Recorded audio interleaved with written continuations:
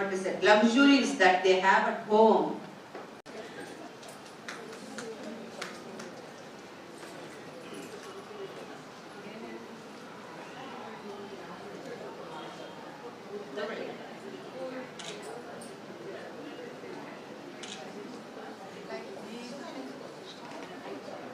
They are doing it again for the press still.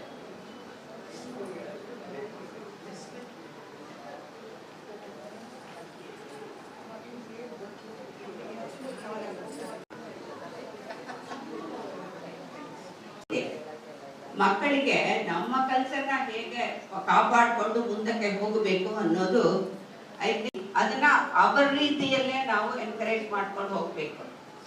ನಮ್ಮದೇ point ನ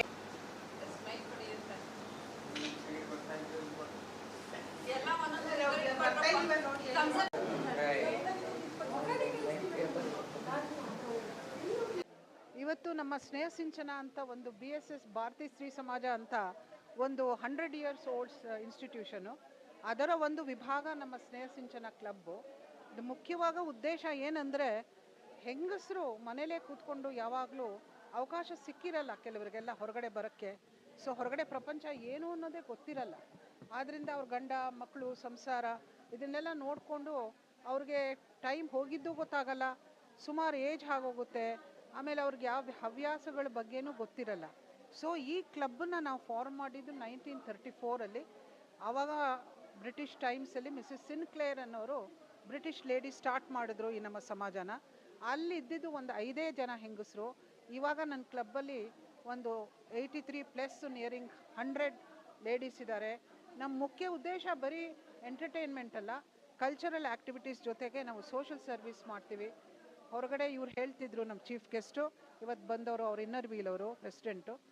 ನಾವು ಹಾಸ್ಪಿಟಲ್ಸ್ಗೆ ಹೋಗ್ತೀವಿ, ಓಲ್ಡ್ ಏಜ್ ಹೋಮ್ಗೆ ಹೋಗ್ತೀವಿ.